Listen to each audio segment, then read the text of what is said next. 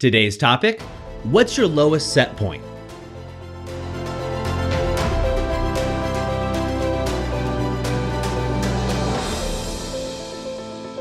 Hi, I'm Doug Holt, author of Your Own Story, and this is your Daily Growth Hack, where each day we give you a tip, trick, or insight to help you up-level what we call the 5 to Thrive.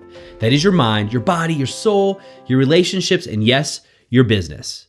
So just recently, I was taking care of my sick wife and child. Now, this is to me is something I'm actually really enjoy, and I'm grateful that I have the ability to do that.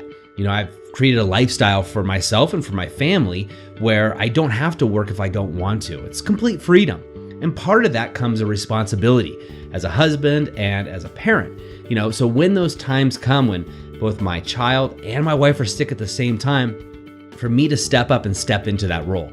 Well, of course, they got better, which I was so happy to see, but it was my turn. I fell down and I got sick. Now, of course, they were there to pick me up. But one of the things I noticed is I started to revert to certain habits or triggers, right? I had low energy. I was lethargic. So of course, what do you crave? Well, typically with most people, or I don't know about you, but with me, I crave sugar and just fatty foods, right? So I was thinking, oh geez, I want, cookies and, I want nachos, and pizza, easy, fast, tasty foods. Well, this was contraindicated to my fitness and health goals that I have right now and that I set for myself. Now, here we are, as I'm filming this, going to the end of Q1, end of the first quarter, so entering the end of March. And I've almost hit my fitness goals, but not quite yet.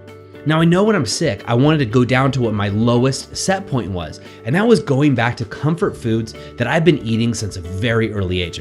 I remember when my mom used to make nachos with the Velveeta cheese and putting them on the microwave, and I'd eat those all the time as a kid, and I was a heavy-set kid.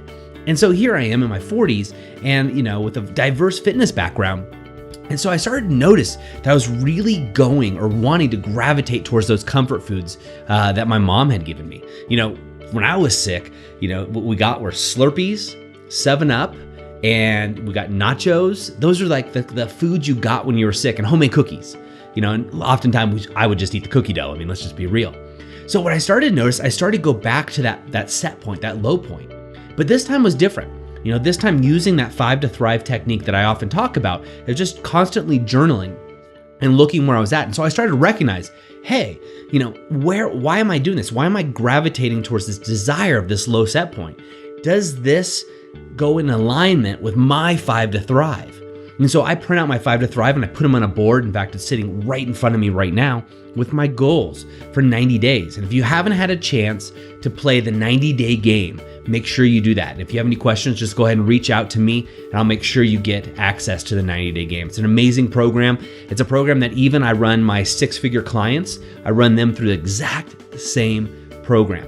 And so we're happy to give that to you. But when I look at my 90-day game, these things, these foods that I wanted to eat, I wanted to digest them, right? I was sick and I deserved it because I wasn't feeling well. And I don't know about you, but what's true for me is I can justify just about everything, right? So I wanted to go to this level. And then I noticed that and I said, hey, look, this isn't in alignment with my goals, what I want to do. And so I chose differently. I chose a different path, a path of wellness and a path of health, which helped me, of course, recover quicker, right? I assume at least. And I definitely feel better about myself now that I feel better and I'm coming out of that being sick, as we all can get, especially during this season. Seems like everybody is, right? So when coming out of that, I started to wonder, where else am I 5 to Thrive when I'm down, when I'm tired, I'm sick, I'm not feeling well?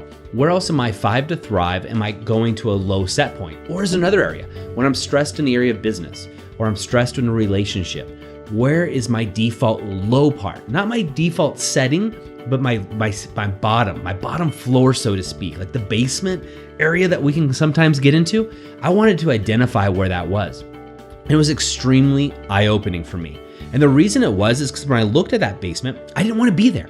I didn't want to be there at any time in my life. And I was very fortunate because in a lot of those areas, I don't go there. Or if I do, that trigger happens and I get out of it very quickly. And that was just through repetition of my 5 to Thrive. So what I'm going to invite you to do today is grab your journal, write out your 5 to Thrive, your mind, your body, your soul, your relationships, and yes, your business. And then what I want you to do is write out where your lowest set point is, right? Where's that low basement for you? Where is it in your mind, right? Do you start thinking negative thoughts? as I can often do.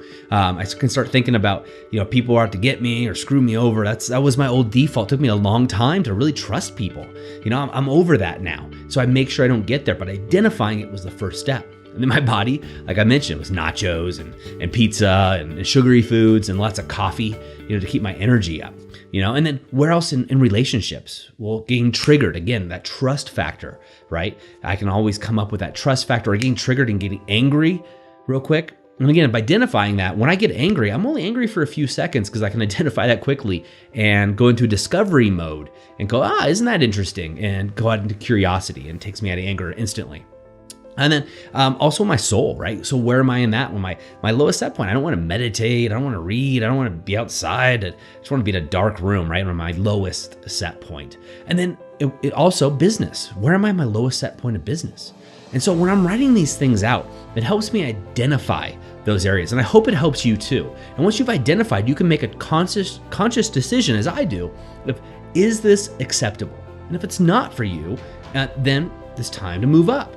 And moving up is surrounding yourself with like-minded people, getting coaches, mentors, reading books, things like that are going to uplift you. And constantly, like a song that, it's a catchy tune on the radio that you heard 5 years ago that just all of a sudden picks up in your head as you're walking or cleaning or doing something else.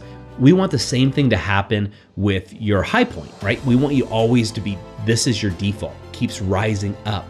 And this is going to help you gain freedom, clarity, and allow you to continue on the path to become the author of your own story.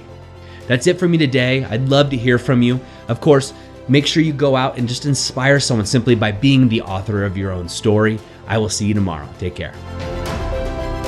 I hope you enjoyed today's Daily Growth Hacks.